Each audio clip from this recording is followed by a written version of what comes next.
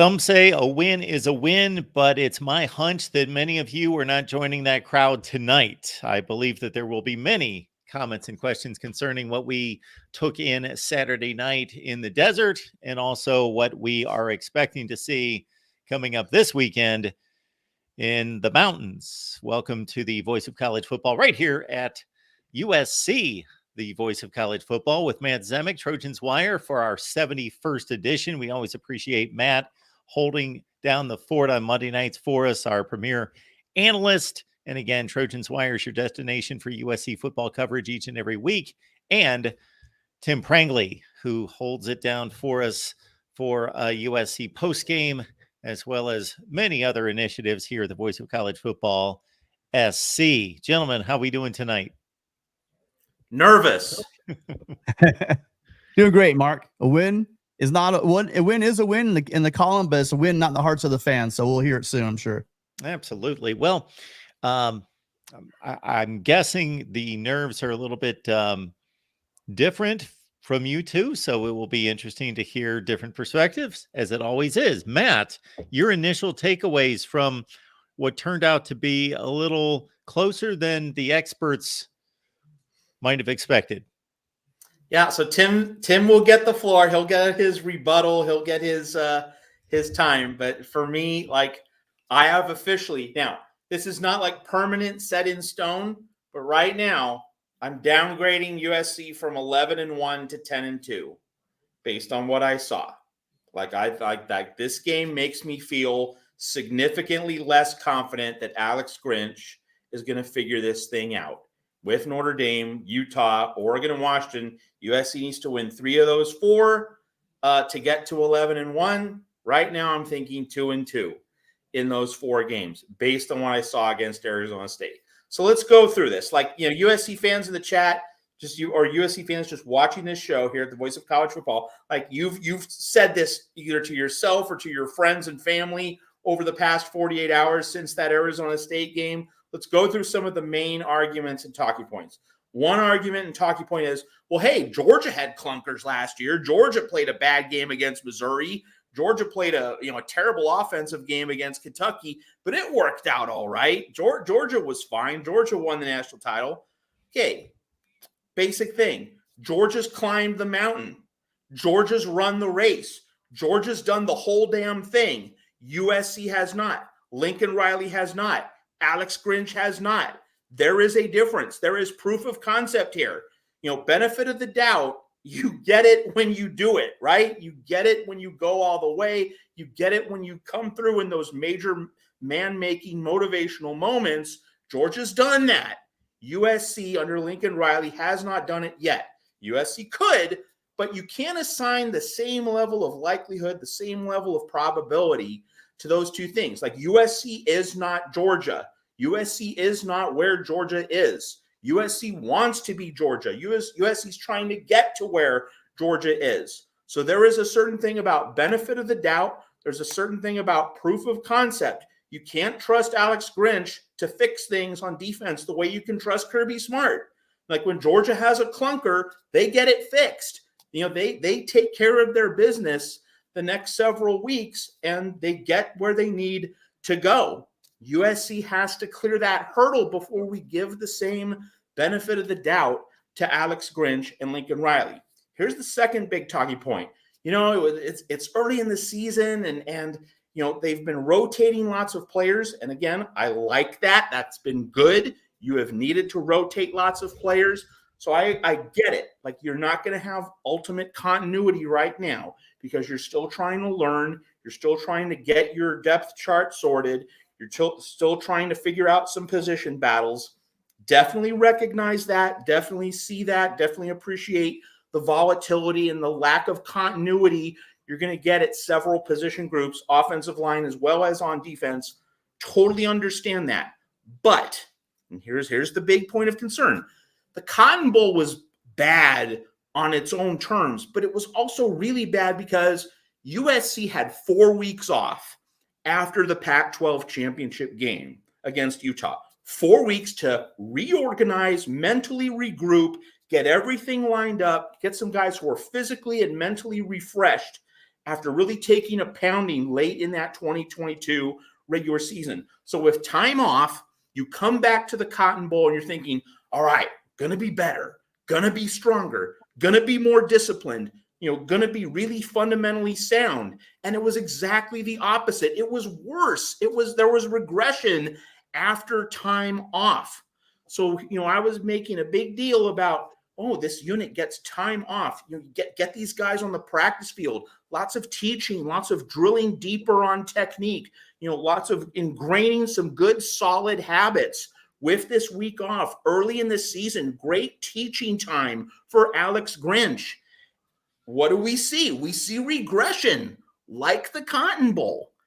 Time off should sharpen you, not weaken you as a defensive unit, as a team. Like, that is really concerning. Why is time off eroding the instincts of players instead of making them sharper? Like, this team could not tie its frickin' shoelaces in that first half. Offensive line rattled as though those guys had never played a road game in their lives. Like, this was not Death Valley, Clemson or LSU. This was not the Horseshoe. This was not the Big House. This was not an intimidating road environment. This was Tempe, all right? Like, at least if it was Autzen, if it was Husky Stadium, fine. This was Tempe. And guys were rattled. Guys were thrown way off balance, and plays weren't getting in. And Lincoln Riley was pulling a Clay Helton.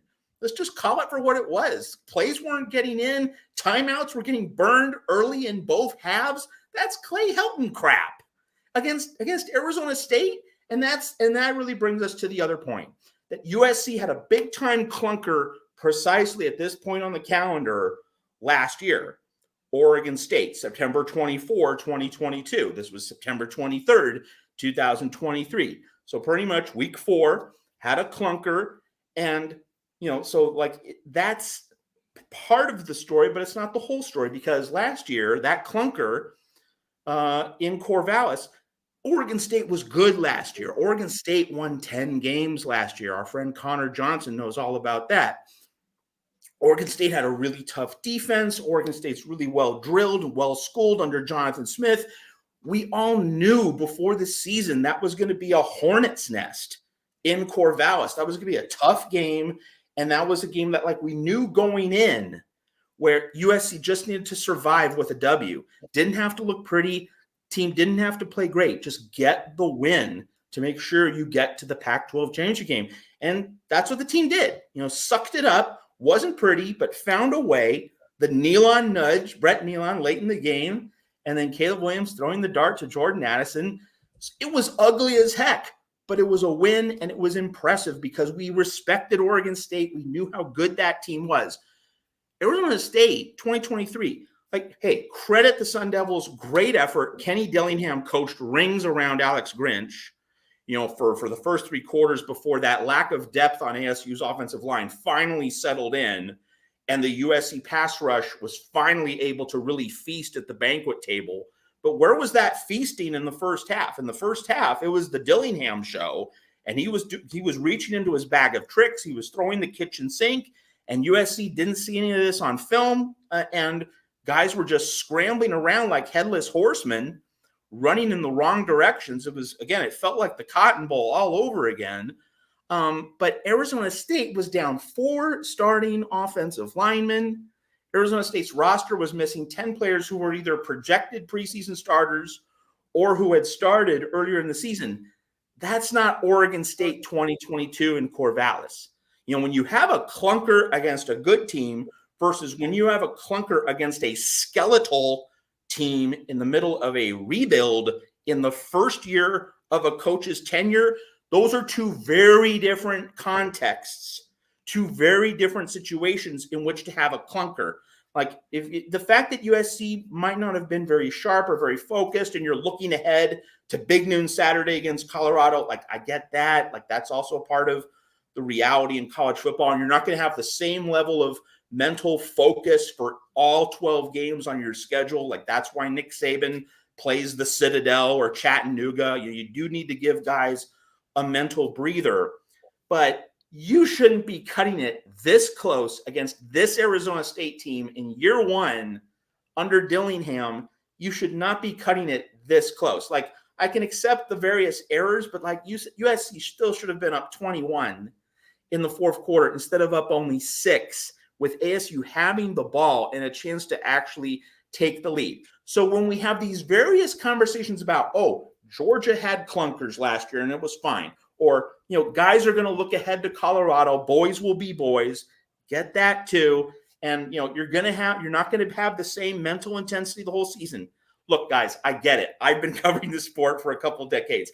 I know those things, but this Arizona State team is a team that USC should have beaten like a drum, should have thrown it around like a dirty old rag. And USC was sweating bullets several minutes into the fourth quarter. I mean, if you're not concerned by that, okay, but what does history tell us about Lincoln Riley and Alex Grinch? They're not at the Kirby Smart standard. They're not at the Nick Saban standard. You know, they have to prove this, and we shouldn't just accept the idea, oh, they're going to figure it out. They got this. Really? They have to earn that status back.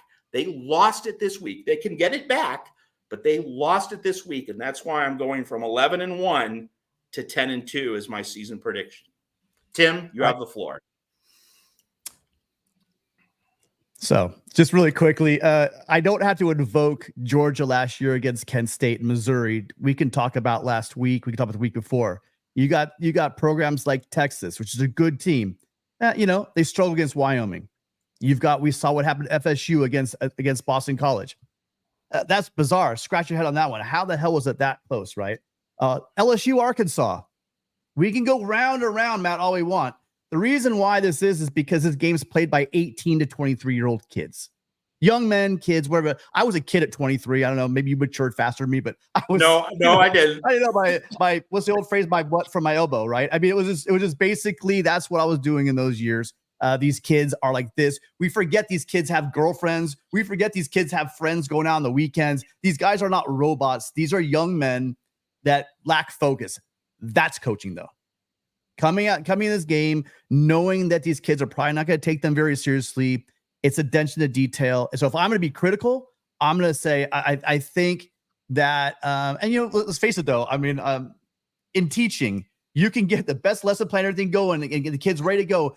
And if the kids are having a bad day, it's not going to matter how wonderful you are as a teacher. That kid's thinking about grandma in the hospital. I mean, this game was very undisciplined. The mental errors were ridiculous. Matter of fact, Lincoln Riley himself said, as far as the penalties were concerned, he said it was shitty coaching. You know, that comes down to coaching and discipline. That is absolutely a coaching thing. He took that one on the chin.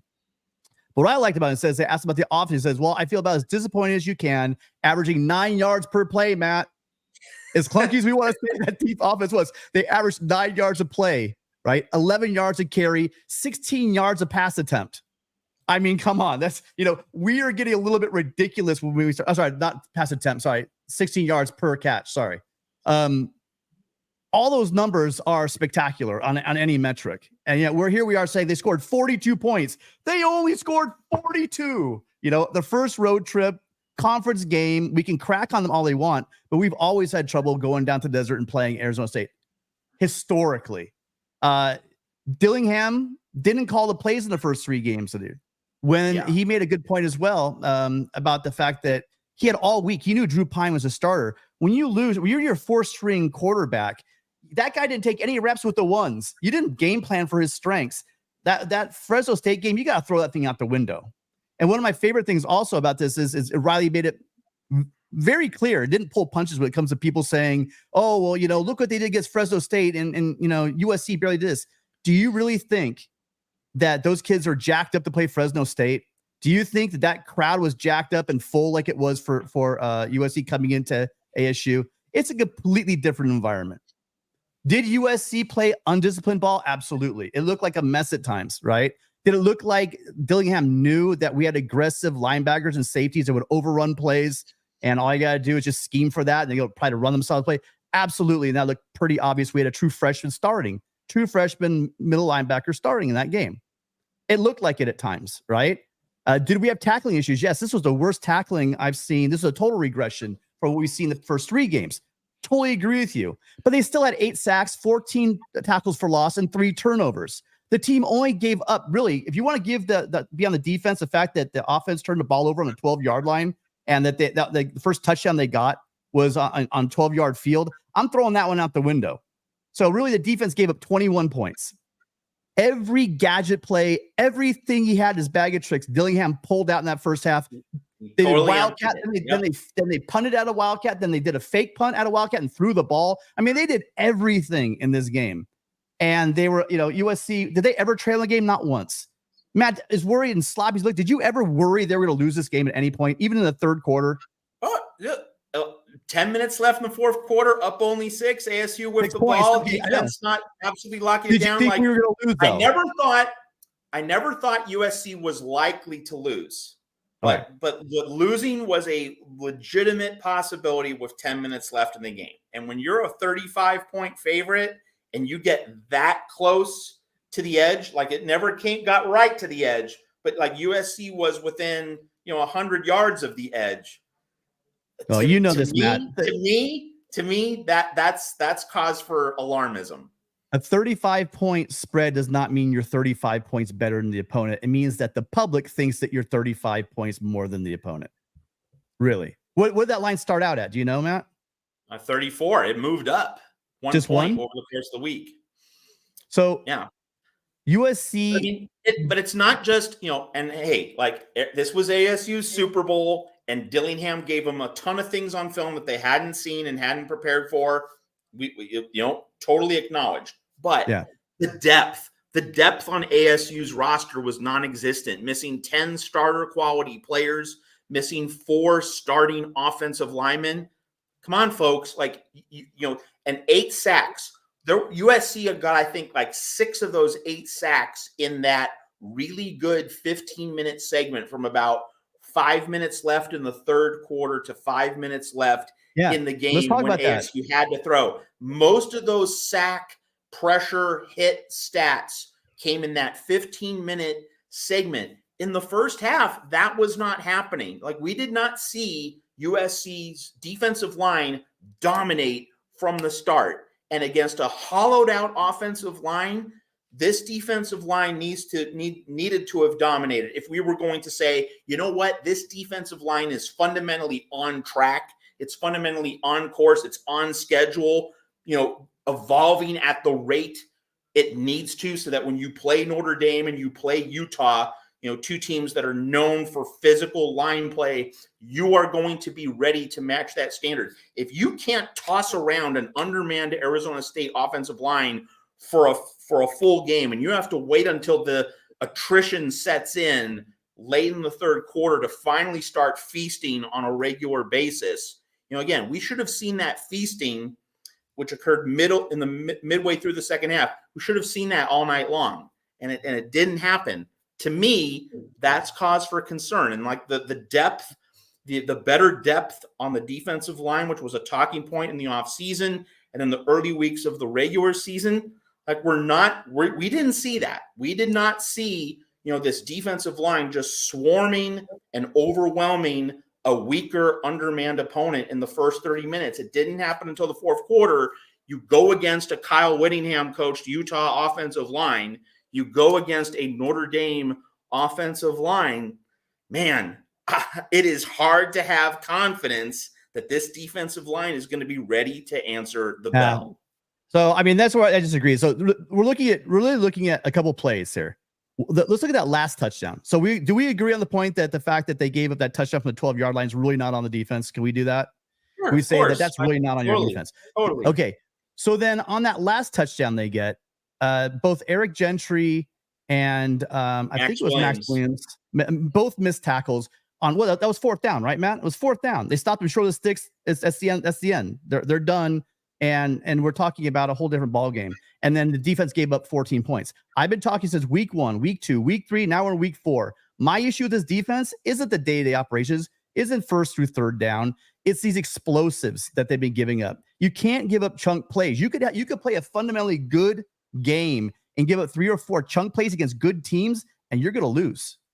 You're just going to lose. But was this fundamentally a good game? Like you were seeing repeated breakdowns in the first half. You were seeing, remember one of the big things was run fits from last season.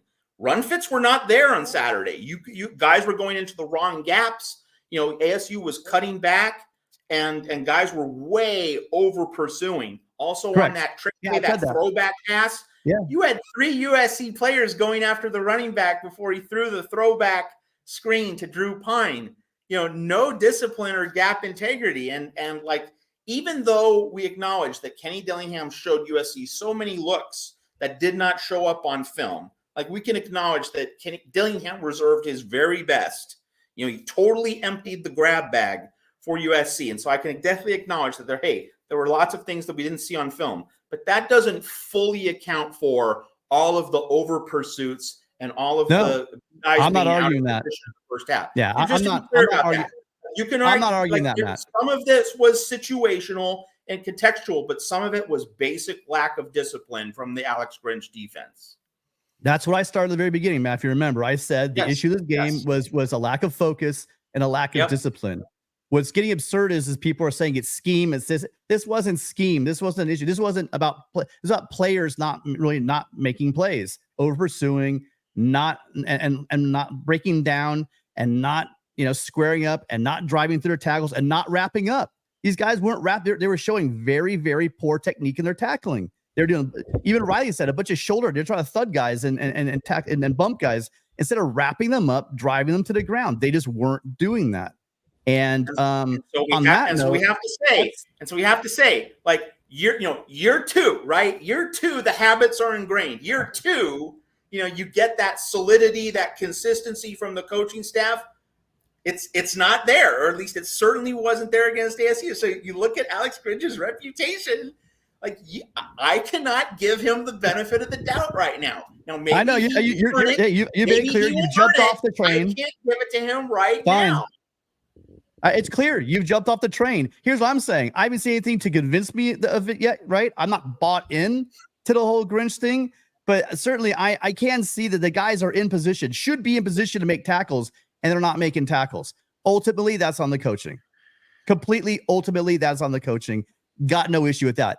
But what I am saying is you take out that fumble on the 12-yard line, and that was that Grinch's fault or the scheme or anything? Those two guys couldn't make a tackle before the sticks. First touchdown was on the offense. Absolutely not, Matt. And so here's the thing. But it also raises the point. Matt, hold on. All right. Matt, hold on. Here's the thing. Dennis, they score 14 points. Are we having this conversation if it was a 42-14 game? No. That's my only point. It was sloppy. It was sloppy. They got to cut down the explosives. They can't handle the ball at the 12-yard line. But overall, it's a bad team. But overall, that bad team really should have only scored 14 points. And if we're bitching about the offense, it did look clunky at times. People are saying we should have ran the ball more. I would like to see more running. But look at the snap. Look at the snap count. It was pretty even. I think they probably threw the ball 2 or 3 more times than they ran the ball. If you go back and look at the plays, they probably ran about 2 or 3 or 4 more run plays. 2 more.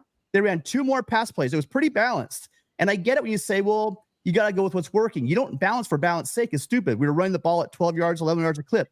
Go with the run. But they were throwing at 16 yards of reception. So people jumping on, again, the one thing I'm not going to ever jump on is the offensive play calling. That's a bit off base. But the defense just need to tighten up those things. I'm not, the sky's not falling. People are freaking out right now about this defense.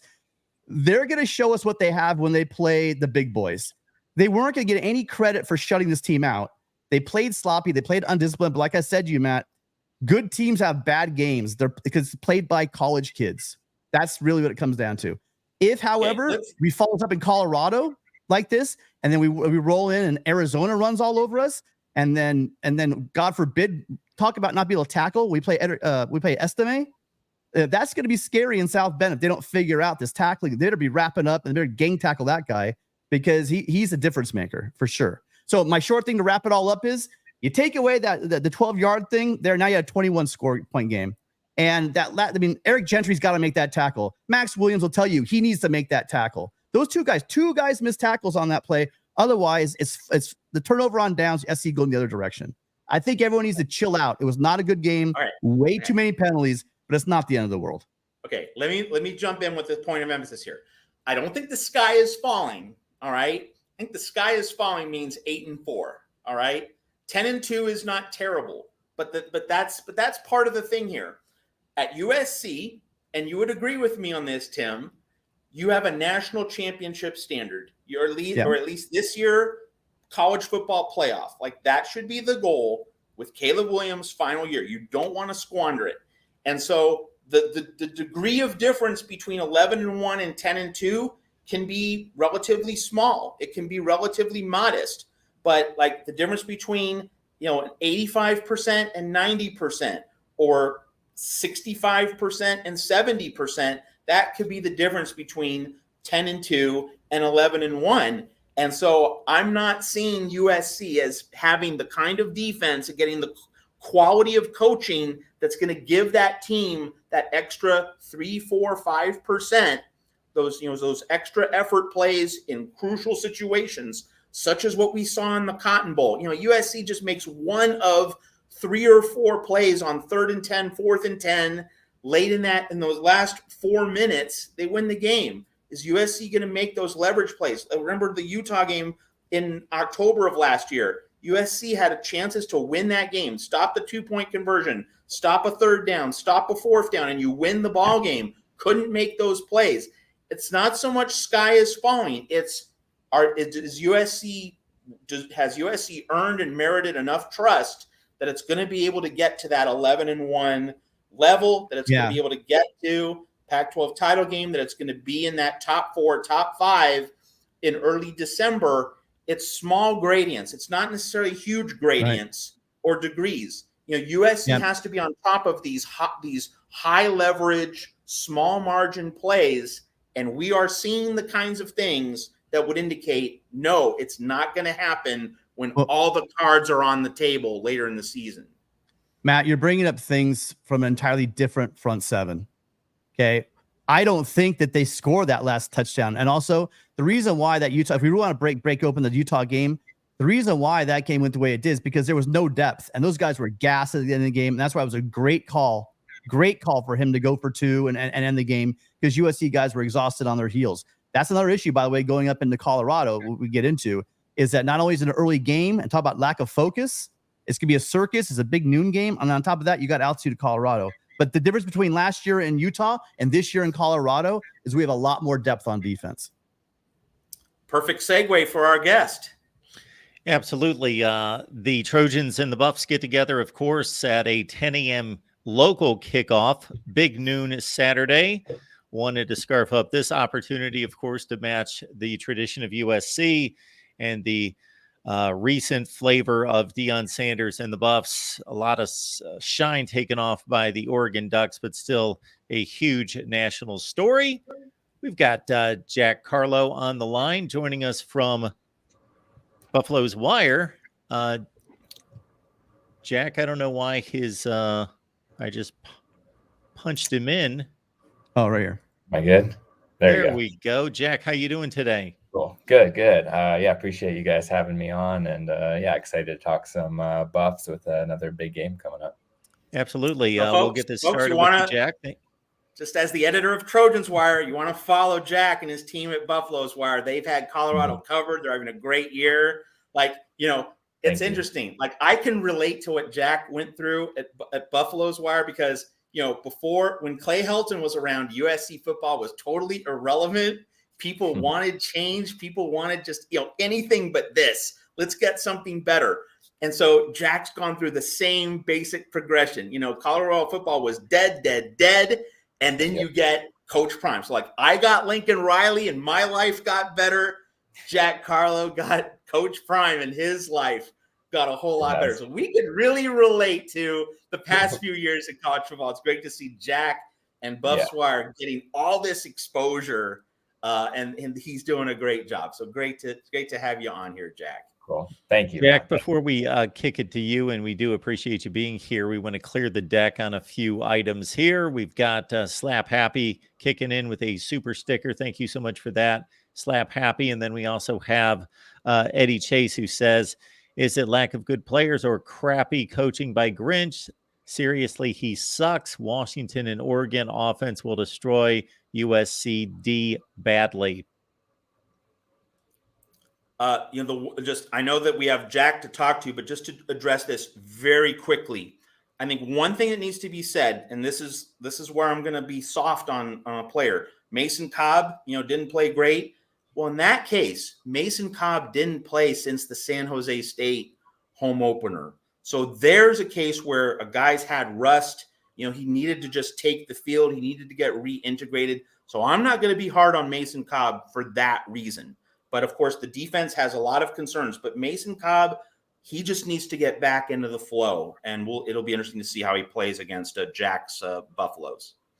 Hey, Jack, a lot of people just believe that the rubber simply met the road on Saturday, and this was inevitable for this Colorado team to meet a truly, top 10 to 15 team in the country and a legitimate offensive line, defense, and so forth. For me, I tend to be a little bit more measured. I want to see more data points, and I want to see, just about anything can happen in a particular football game. I truly do not believe that Oregon takes a 35-0 lead to halftime if most of the time if these two teams are playing 10 times, but they certainly took it to Colorado on this Saturday. Your thoughts about the performance by the Buffs and what lies ahead, and whether this is truly an indicator of them being that far behind the top teams in the Pac-12? Yeah. I mean, we will get another data point on Saturday, which is good. So, really quickly there. Yeah, I mean, going into this game after a 3-0 start, I don't think anyone really expected it to be that big of a blowout. I think I was expecting it to be maybe a 10, 15 point game, and it just got out of hand really quickly and got really ugly. Yeah, I think, just the Buffs' lack of size and just overall talent on both of the lines was exposed. And, I mean, we knew that those were, sore areas of the team, but that just got multiplied by 10 against Oregon because, they have some of the best edge rushers in the Pac-12. And, but I think I'm a little bit more confident heading into this weekend against USC, just because of that defense, as Matt was saying there earlier. Yeah, I think the Buffs will be able to put up more than just 6 points, and at home as well. More than 26? I'm going to say, I feel like about 20 points, I'm going to guess the Buffs put up on offense. I think that's a fair number. But yeah, I mean, I'd like to hear your thoughts on USC's defense a little bit later as well. Maybe I'll bump that number depending on. They're not good. They're not good. Yeah. But Jack, here's my thing. And obviously we're going to be working together as Trojans Wire and Buffaloes Wire, form a tag team to cover this game this week. But my first question on this show here at the Voice of College Football is line play. Colorado is undersized on the lines. You don't have those Midwestern corn-fed hulks that you have at Wisconsin and Michigan and Penn State. You don't have those big slobber knockers. That's where Colorado, just in terms of having physical specimen, dudes, really seems to come up short. What is Dion trying to do? What is Sean Lewis trying to do in terms of protections, schemes, ways to minimize the undersized Colorado offensive line's weaknesses and to get more consistent pass protection for Shedeur Sanders so that you can really cook against this USC defense? What's the plan in Boulder?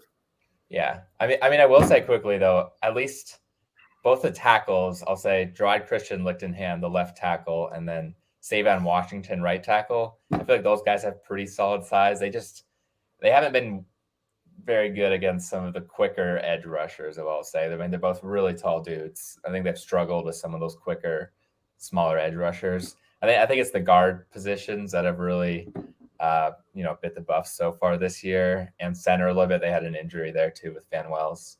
But with Sean Lewis and this offense, I mean, it comes down to Shedeur's best. I think he's a pocket quarterback. I mean, he's not a guy. He can run. He has that speed and an amazing ability to throw on the run, but he's at his best when he has time to sit in the pocket. we saw a lot in the Oregon game, him just holding the ball too long. He even admitted that afterwards too. But I think what worked best against in the TCU game was those shorter routes where, he doesn't have to wait in the pocket for 3-4 seconds waiting for routes to develop. I think what Sean Lewis did well in the TCU game was those shorter crossing routes and just, slants and, putting together plays where you can get the ball out of Shador's hand quickly. I think that will be key for, the offensive line to get back on track. I know Tim has a question, but I just want to get a follow-up in based on what you just said. I didn't watch a lot of the TCU game, but I did watch a lot of the Colorado State game in week 3. Mm-hmm. And against Colorado State, lots of short, quick, ball out quickly passes to neutralize the pass rush. But you weren't seeing guys getting yards after the catch against Colorado State. And you were getting more yards after catches against TCU. Like, that's how Colorado got over 500 passing yards against TCU. But Colorado State was boxing in those receivers, instant tackles after making the catch. So what's the secret? What's the special sauce in terms of not only getting the ball out quickly, but being able to put receivers in positions where they're getting yards after the catch? How do you think that comes together against USC? Probably just getting the ball in their hands on the run, probably opposed to, just like a quick turnaround route. Getting their hands on the run, because the Buffs have amazing talent at wide receiver with Xavier Weaver, Jimmy Horn Jr., and Travis Hunter once he gets healthy. Also, I think just CSU's defensive backs were probably better than TCU, I'm going to say. Henry Blackburn, who was the talk of the nation last week, he was really solid. I would say against CSU, they were too stagnant. Like, the ball would be right there, but then there'd be some defensive back right there ready to tackle. And I think they just have to get those wide receivers, getting those balls while they're in motion and opposed to, stand still. Yeah, so it sounds like you guys are gonna have difficulty running. I'm assuming you have difficulty probably running the ball against our front seven, and you have good point, drag plays, screens, mitigating the ability not to run on short down. My question to you is what are you guys going? So I get that on the offense. What about on the defense side of the ball? We've seen Marshawn Lloyd pop out. This guy is really coming on strong. He's a great back. I like the way our run defense, our offensive line is run blocking. I've noticed you guys all had a little bit of trouble also on run defense. What do you think strategy be there? A linebacker play at least hasn't been bad, I would say. I think Juwan Mitchell, who joined the Buffs like 1 week before the TC opener, he's been really solid. I think the defensive backs haven't been bad either. I think mostly, at least from what Coach Prime has been saying and some of the defensive coaches, it's just been a lot of missed assignments. Just like watching the film again, you'll have, two defensive linemen going together and they're they missed that read. And I think just better communication up front will be the biggest thing there, because they have the talent in the secondary with Trevor Woods. He's a really good tackler. And our linebacking core with Marvin Ham and Juwan Mitchell. They have the talent to, make tackles when needed. It's just putting those guys in the right position and making sure that, everyone's on the same page in terms of the communication. And then, so you probably know that USC had 14 tackles for loss and 8 sacks in this last game. We could argue that. I know that they had some backups there at ASU, but you guys have had your trouble protecting Shador as well. Are there concerns about Shador making it through the entire game? Yeah, that definitely scares me a little bit. Even you saw against Oregon too, Shador is pretty much going to play the whole game, even if they're down. They never took Shador out. But yeah, in terms of health wise, if that's what you're getting at, he's taking a lot of hits, Yeah, he's a tough kid for sure, really tough. But yeah, if he gets hurt, this season, hell of a drop off. Yeah. They don't have much behind Shador, unfortunately. There's a lot of youth, at least, still developing. Yeah, that definitely concerns me a lot. And it's going to be on the O-line to step up this week. More of an obvious psychological comment to just get a response from everyone. Uh, this is not a team that in Colorado that is just having a nice little start and then they got put in their place. They're causing a stir across college football. And I got to think that while the case can be made that USC went to sleep against Arizona State, didn't have a whole lot of motivation, even though Colorado is coming off this beat down from Oregon, they are still the darlings of college football. They're still gaining all this hype and this attention that USC is going to be on full alert that even if they believe, hey, we're better, this team's not as good as maybe people thought a week ago, still people are putting their eyes on this game and we want to make a statement and we want to show that we're a far superior football team, you would think. Mm-hmm. Yeah, I mean, I think the Buffs are going to that every week saying, they have a lot of doubters that they want to prove wrong every single week. I think they have that mindset constantly. Yeah, so I mean, I'm not worried about that. And they're used to, all eyes being on them. Yeah, I'm coming at it more, I guess, from a USC perspective. Okay. Of them wanting to, these are guys that came to USC to have the spotlight on them. And here's another team that's basically accomplished nothing. I don't want to state it so harshly. I think Deion Sanders has done a remarkable job. But they haven't won anything of note. They're in a highly improved team, and what he has done in throwing together 68 transfer portal players and 20 true freshmen onto this roster is truly remarkable in my eyes. But we're talking about USC athletes that there's probably a semblance of that roster that aren't okay with this Colorado bunch receiving all this attention and are salivating at the opportunity to put them in their place. Yeah, I think we saw that against Oregon, where a lot of those guys took it personal, I guess, as Deion has been saying, but now it's on the Oregon side. Yeah, I think people want to take Deion down right now while he's vulnerable still. I mean, I think next year is when the Buffs are really going to put it all together. They're still in kind of a rebuild mode right now. They knew coming into the season though that they would have a target on their back pretty much every week, and now that they're playing, top 10, top 15 teams, we're kind of seeing that. Gixer Squid, one of our viewers here at the Voice of College Football, Jack, he had a question. What's Colorado's pregame routine? And I think I would just add the layer to it of this is going to be your third Fox Big Noon Saturday game of the season in the month of September. So you have all these early starts. So has Deion and have Deion and the staff shared how they try and get these guys focused for all these early bird kickoffs? And of course, USC fans, there's a body clock issue here. USC's been playing late night game after late night game, and now we have to transition to a 10 a.m. breakfast in Boulder start. But what is Colorado's plan in terms of getting up for these early morning games? And is there anything to learn from that? Anything you've gained from that you find particularly useful or interesting? No, they like the morning games. Shiloh Sanders was actually asked that on Tuesday whether he prefers, because they had 2 straight morning games and then 8 o'clock game against Colorado State.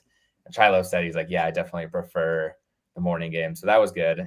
They saw that 8 p.m. game. I think they, almost getting beat by Colorado State. That was kind of obvious there. But they practice at, I think, 8 a.m. every morning. So, yeah, I think their body clocks are used to that 10 a.m. cycle. But also Shiloh said, it's not that deep. It doesn't take a lot for them to get hyped up, no matter, if it's a 5 a.m. game, they're going to be ready to go. But in terms of pregame routine, at least the best thing I've heard, at least from what they do, is Deion Sanders has said that he gets a text from Travis Hunter every morning of game day, just saying let's go, ready to win, just hyped up. That's kind of my favorite part of the pregame routine. And then you may have seen some of the epic pregame locker room speeches. I think they had Dwayne Johnson in the Buffs locker room against Colorado State. So, I mean, you got a lot of hype there. You got Lil Wayne leading the Buffs out onto the field last home game too. And you got Ralphie, of course. And against, I think, Nebraska, that home opener, they were on the field, I think, probably like 2.5 hours before kickoff, maybe 2 hours when you first. So 7:30. Yeah, I think that's what I got in the press box at 7 for a 10 a.m. game. Everyone was there early. We were just so excited. But you saw guys out there stretching, warming up. This is a team that's excited, and they're going to be ready whatever the kickoff time is. All right, so let me piggyback on. Jack, go ahead. If you could bear us really quick, we have a little housekeeping to do because they've been waiting a while on these. Just really quickly, thank you, Slap Happy, so much for the $2 super chat, and then Eddie Chase. Really quickly, if you guys want to do this really super fast, it's about 30 minutes ago. We caught both of those. We talked about this one? Yep, we addressed both of those. Oh, I didn't know we did. We're good. We got those. Anyway, I just want to piggyback on Gixer Squid's question about Colorado's early game routine for these big noon Saturday games, and I just want to ask Jack. I cover tennis. Tennis is another sport I cover, in the off season, and there will be some matches where I'm going to look at the battle and say, you know what, this guy needs to win the first set. The underdog has to win the first set if he's going to be able to win this best 3 of 5 match. Do you think Colorado absolutely must win the first quarter to win this game? Pete Carroll's famous for saying, can you win in the first quarter? No. Can you win in the second quarter? No, you win in the fourth quarter. Finish. But I think there's a lot to the idea that Colorado has to get that early start while USC has the body clock problem to win this game. And if Colorado can't get off to a fast start, it's going to be USC just steamrolling Colorado. How much do you think the first quarter and a good start is absolutely central to this game? Or do you think Colorado can win a true 60-minute battle where it's, just guys trading punches the whole way? Does Colorado have to really take control in that first quarter to set this game up the way it wants to? Yeah, I mean, at least in the Oregon game where they fell behind big early, I don't think guys were demoralized, but you could tell that there was a lot of frustration on the sidelines. And I think they're going to learn from that, at least this week. So, if they fall behind big early, I don't think we're going to see heads dropping and stuff like that. I think this offense, like we saw against CSU, they're capable of putting up, at least 2 touchdowns in a matter of minutes. They're quick. They can score points in a hurry for sure. I'm not super concerned, I would say. Probably not as concerned as you are, I guess, if they fall behind, just because of how talented and how fast-paced this offense is, where they can get themselves back in the game really quickly if they need to. But obviously I would prefer if they would win the first quarter and not have to worry about that. So based on your comment you just made, Jack, versus your scoring projection on Colorado, I'm trying to gauge this, because if you're not concerned that Colorado is going to fall behind and you're gauging them to score in the 20 range, it's going to happen second. I'm not putting those two things together. They're able to score. I think they'll be okay second, third, fourth quarters. They've gotten off to some slow starts on offense recently. I think they can get to 21, even if they get shut out in that first quarter. They've done it before. But if that's all they get to is 21, and you're projecting that they're going to stay in this game, where do you think USC is going to land? I could see. That Travis will be out again. Travis Hunter. I could see them putting up a 40 spot probably, unfortunately. I would say my final score prediction would be 41-20. But in terms of Matt's comment, I meant more like they're going to stay competitive in the game. They're still, probably going to lose in the end, unfortunately, just because of, what we saw last week against Oregon. But I meant more like I don't see them getting blown out that much, and I feel like their offense can at least come back a little bit more than what we saw against Oregon. All right. Any other questions for Jack? No, thanks so much. Cool. Well, we're going to be in touch work Jack, over the course of the week. And again, you want to follow Jack and the team at Buffalo's Wire. That's for sure. Awesome. Absolutely.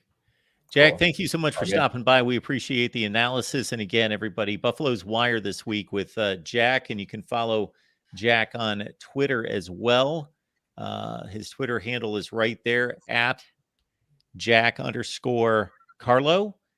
And you'll want to follow him right there. And you can then be directed right to all of his work covering Deion and the Buffs. Jack, thank you so much for stopping by. Awesome. Thank you guys so much, and have a good rest of your week. All right. See you, Matt. Jack. All right. Yes.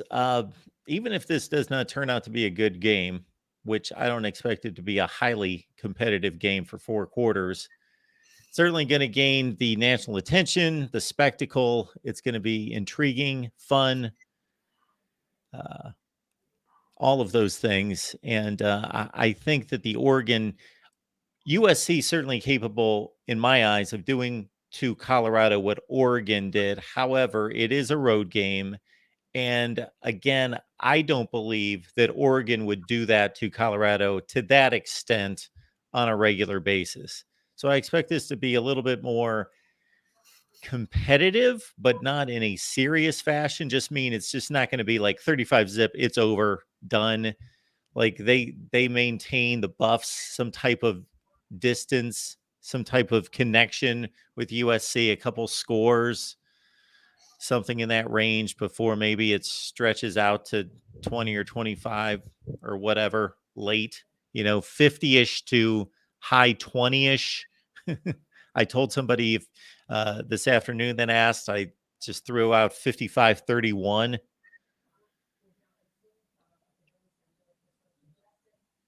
Yeah, I'm thinking something like 56-24, something like that. That's pretty much where I'd land. I already said earlier, 52-17 is what I see this game being. But while I do think USC is going to win 56-24, I'm not going to put a ton of money on USC minus the points just because, well, we've talked about that and the Alex Grinch defense elements. Like I'm not ready to trust a lot of money to an Alex Grinch defense. But like if you ask me where the final score is going to land, 56-24. You guys the Eddie Chase question. No, go ahead. Go ahead, Matt. Sorry. Did we cover that? The Eddie Chase question. I know you wanted to.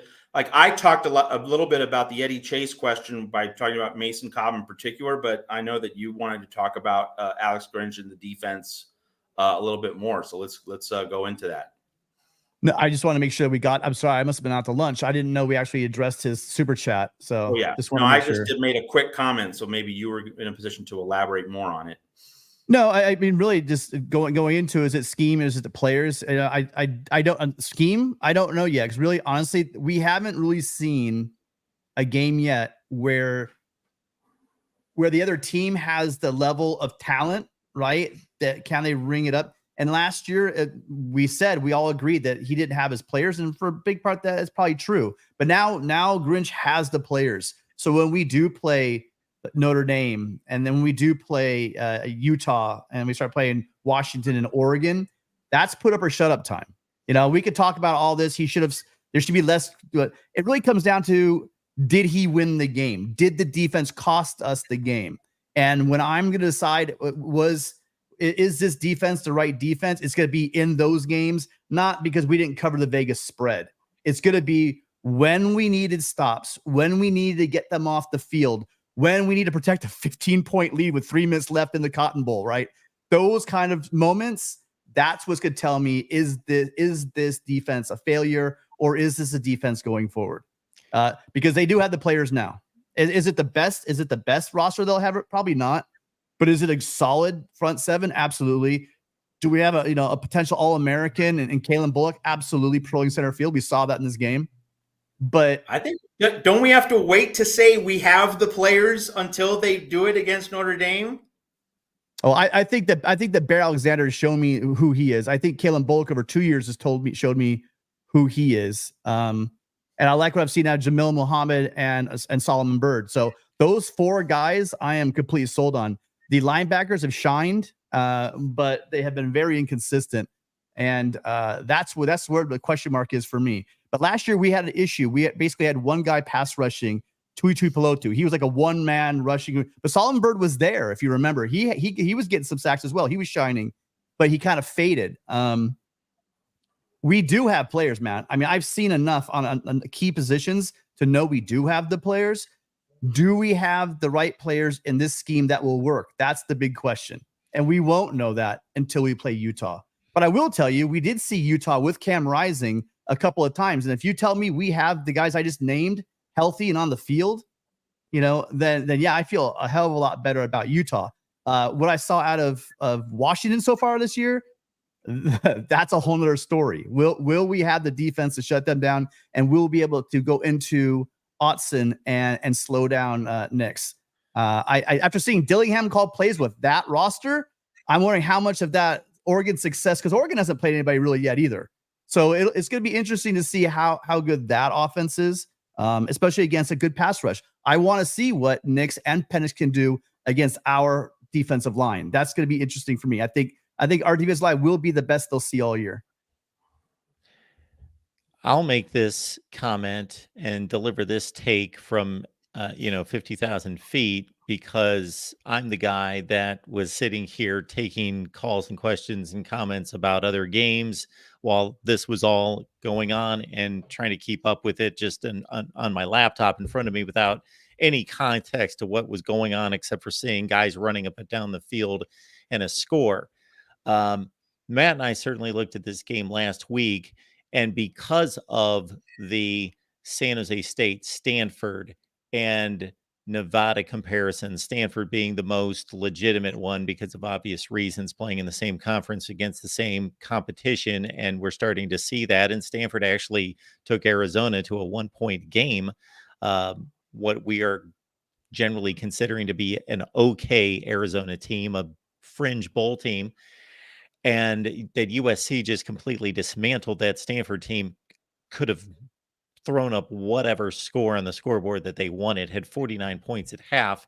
And then considering all the injury issues that Matt outlined at Arizona State, and the quarterback situation and everything, and just the putrid performance and offensive output from this team, Arizona State, against the likes of Fresno State and Oklahoma State, that I was looking at just an annihilation of possible epic proportions, taking the psychology out of it and just looking at the personnel mismatch and what USC, this is different than Michigan playing Arizona State, and we would be 100% sure what the outcome would be, but they would fold up the tents and they would just make sure they got to 45 and 45-7, and that's it. But shoot, we just saw the Miami Dolphins score 70 in an NFL game.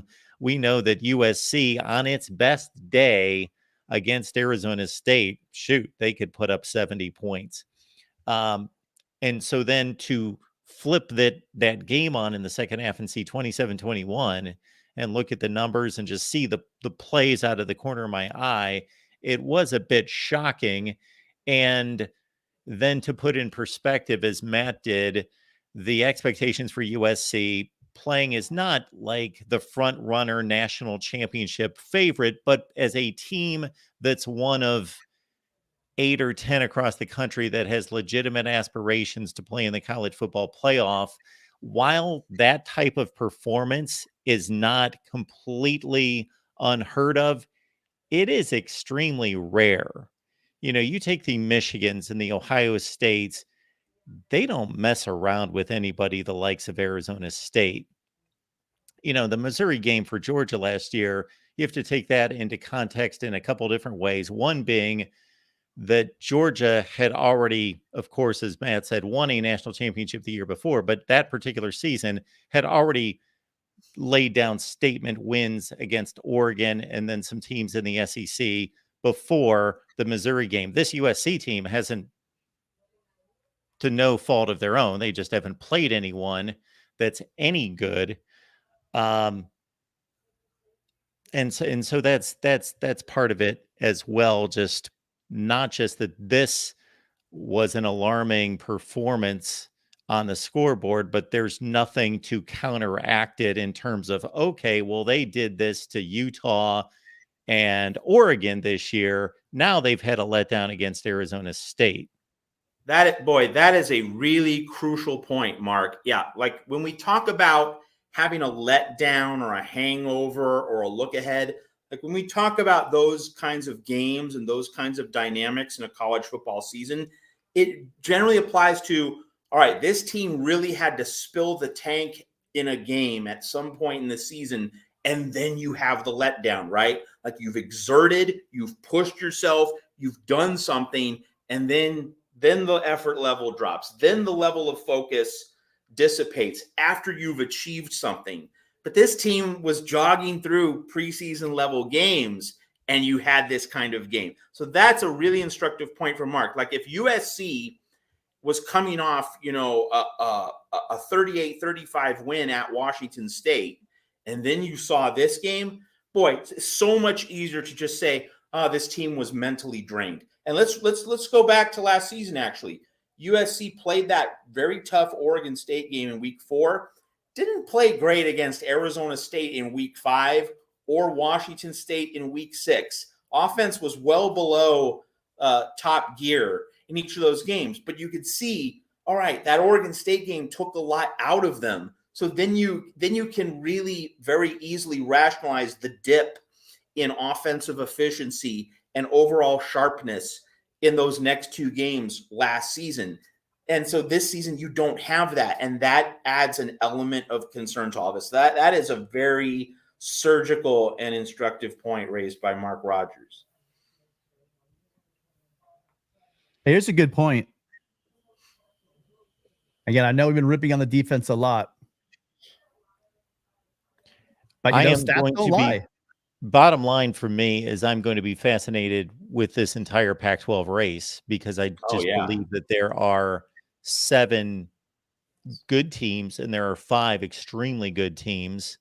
And we saw Washington State take apart what I thought was one of the better teams in the conference this past weekend. I got to say, for me, I'm rarely surprised by results. And I know Oregon State was on the road and they were only a 3-point favorite, but I expected them to play better defense. And Washington State really hasn't won a game under Jake Dickert to that degree against a really good top-level Pac-12 team. They usually beat who they're supposed to beat, and then they lose to the big boys.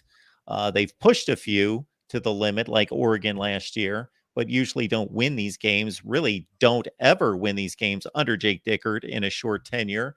So I thought that was a really positive result, obviously, for Washington State, and really kind of changed my mind slightly about what might transpire in the Pac-12. But it's right now playing like the best conference in college football. Folks, I've released my conference rankings if you would care to look on the main channel. And it will be the best race, most likely, because it's the most, it's got the thickest layer of quality football teams at the top. We only need about 40 more subscribers here at the USC Voice of College Football to reach a big milestone, which is 4,000. So if you guys are out there and you guys have not subscribed to the show yet, if you guys do us a favor and go ahead and hit that subscribe button, get us to that 4,000. It's like we've been trying to work on that for a couple of months now. We really want to get there. Make sure you hit the like button. That lets us know that you are enjoying the content. Matt bringing in a guest star as well. I'm sure you're going to continue to bring more people from The Wire into for future games, right? So if you like Jack being on here and you want to see guests like that again, hit that like button and then hit the bell notification because Matt and I, we're trying to narrow it down, but we're going to start doing some call-in shows and then also maybe some reaction shows on Sunday. If we, I know a lot of you guys probably wanted to vent on Sunday. So we're thinking about maybe doing a call-in show, and we're not, unlike other shows, we're not going to clip you at, hey, be quick. You only get 30 seconds. We'll have if you want to have a conversation about the Trojans, you want to call in, we'll talk to you. So call it on us. We'll let you know, but the best way to know that we're going live is if you hit that bell notification. That way you will know if Matt and I say, oh, I think we need some therapy on the telephone. So we will open it up and we will all talk. So please take a minute, subscribe now. We really appreciate all you guys. Lots of options on a Monday night. Thank you all for being here, and we hope to see you again soon. Everybody right, take the lead from I'm sorry. I was just going to say, everyone take the lead from Sean Garner. We appreciate Sean, who's a faithful viewer on a number of our channels, especially the main channel, who has subscribed as of right now on Tim's call there to the USC channel. So thank you for that, Sean. Yeah. All right, really Tim, appreciate it. We do. Tim, there are a few things, other things we need to hit on. First, this is a coaching thing. Late third quarter, USC 4th and 3 at the Arizona State 12. Kick the field goal. Kick the field goal. Thank you. Yes. That was bad. And here's the thing, folks.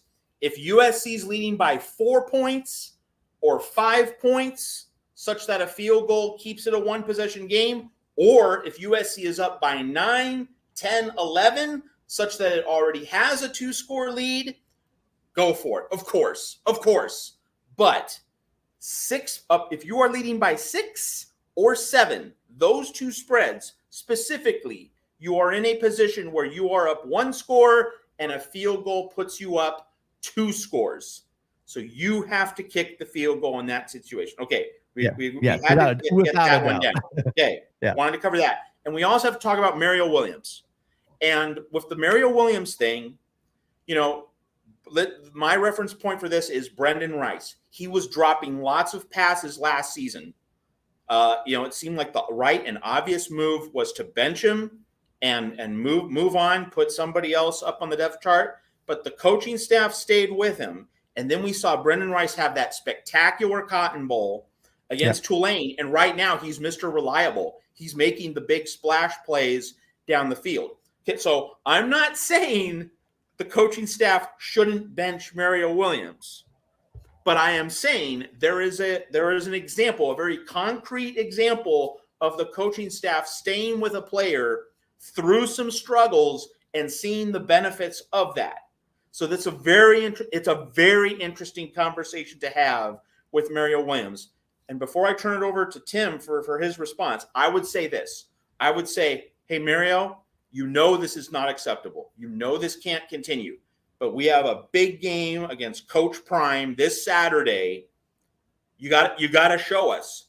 And if you keep doing this crap, you're going to be benched for the Notre Dame game.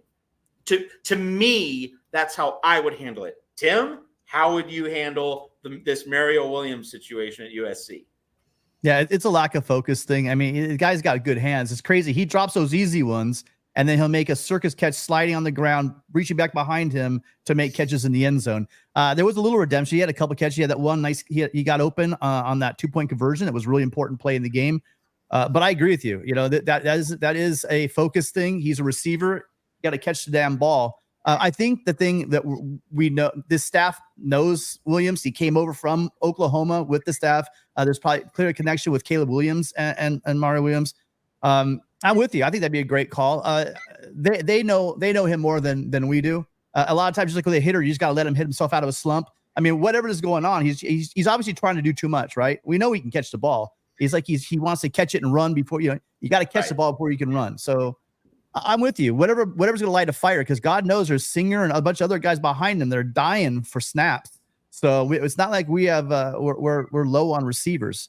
I like Mario. I hope he gets it figured out. And yeah, maybe they got to light a fire. That's a good point, Matt. And I think on a broader level, and for the fans in the chat, there's a lot of talk about wanting to see certain players get a lot more reps. And so for all those fans wanting to see other players get a lot more playing time, I think where we are with this USC season is this. Like this Colorado game, it might not be ultra competitive. It might not be super close. But, of course, you have this huge media spotlight on USC. And, of course, and people have been mentioning the chat, Deion Sanders and Lincoln Riley, even though they're going to be in separate conferences, they're going to be competing for elite talent in the transfer portal. So, there's value in making a statement in this game just in terms of the transfer portal, future battles, so on and so forth. That's why Dan Lanning went off with that speech. Colorado's not that good a team. And Dan Lanning really laid it on thick. But there was a purpose to that. He's going to be recruiting. He's going to be going against Dion in the portal. That's why Dan Lanning did what he did. And that's why this game against Colorado has significance beyond just this season. There's going to be portal competition. There's going to be recruiting competition. So you obviously want to make the statement. But in terms of roster management and the right guys getting more snaps, because Colorado is a media magnet game, it's a showcase, not necessarily in terms of like, a meeting on the mountaintop of heavyweights, because we know that USC is in a different weight class from Colorado. But in terms of media focus, like this is a spotlight game, and it's a chance for these USC players to play in the spotlight. They're going to be asked a lot of questions. There's going to be a lot of media at this game, much more than the Arizona State game, much more than Stanford, Nevada, etc. So like this, to me, because this game has such a spotlight attached to it, it's a time for this USC coaching staff to say, okay, boys, here's this spotlight. Let's see what you do with it. And based on the results of this game, based on the way guys play in this game, this needs to be a real proving ground in terms of settling some position battles, because the coaching staff has been saying throughout September, these position battles are not fully resolved. So this Colorado game really needs to settle some position battles. And if certain guys who are getting most of the snaps do not close the door, if they do not close the sale and assert themselves playing at an elite, number one on the depth chart level, then we need to see a lot of the deck get cleared for the Arizona game. We need to see, if guys do not measure up against Colorado, they need to be replaced against Arizona. And other guys like Rayshawn Davis in particular, they need to get lots of playing time against Arizona. And then if those guys play really well against Arizona, you then go into the Notre Dame game saying, those are my number ones, and the guys who didn't measure up against Colorado are my twos. That, to me, is one of the really important points about where we are in this schedule. If you're on the fence about certain players, this Colorado game needs to provide clarity. And if guys don't measure up, play other guys against Arizona, because you will need to give those other guys a legitimate shot. If you're unsure about who your number ones are, give your other guys a legitimate shot against Arizona, so that when you get to the Notre Dame-Utah double stack, you can really rethink who your best players are in terms of giving yourself the best possible chance to win your big game. So that is a really important point about this Colorado game. Matt, looks like we're getting some little momentum here. I think these guys do actually want the call-in show. So listen, you guys, make sure you hit that notification bell, because it's coming. We don't know. Most likely, we kind of narrowed down to probably Thursday at 6:00 is the tentative time for this week. But hit that notification, and then who knows? Sundays will be a wild card, so you definitely want to have that notification bell on. Absolutely. Someone asked if USC's on Pac-12 Network against Arizona. No, that's an ESPN game. Maybe USC Cal on the 28th is a Pac-12 Network game, but USC is probably done for the year on Pac-12 Network. Colorado has to get Pac-12 Network for the Arizona State game on October 7th. And one more thing also, I talked about Bird and I talked about Muhammad. Romello Height had a game. He had himself a game. He when he's not getting there, he's flushing, And someone talked earlier about one thing about Bear Alexander. He's not getting a bunch of sacks. Someone said, where was it? Oh, Bear's gonna have 4 sacks. I'd love to have that. But what this guy's doing, he's not getting in the stat sheet. And your defensive tackle usually doesn't, get the stat sheet that often, unless you're playing for the Rams. But you're looking for him to kind of push that pocket back, collapse that pocket, so the quarterback can't step up in the pocket, and then the guys clean up from the outside. And that's exactly why we're seeing Muhammad and Bird and Romello getting home, is because that quarterback's got nowhere to go. And so he's doing his job. He's just slamming. He's pushing that line backwards, and that the quarterback can't step up, and then just leave him wide open. So that's why I'm saying, we'll see how Nix and Penix do against that situation. They haven't faced that this year. Folks, if you joined us late, you know what you do is you just wait for the video to post, which is instantaneously as soon as we're done, and you can watch what you missed. We appreciate you all being here at the Voice of College Football, and the roll call is pretty much like this.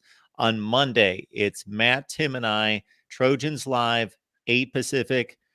And then, as Tim and Matt have talked about, a call-in show is on the way at some point. So just hit that bell for the notifications once you've subscribed, and you won't miss it. And then, of course, join Tim, Tony, and Rick after the Trojans game against Colorado for post-game live right here at the Voice of College Football. In the meantime, check out Matt's work, of course, on Trojans Wire, and be a subscriber and also a member on YouTube right here on our Trojans channel here at the Voice of College Football. Select one of those top 2 tiers for bonus segments from Matt and myself.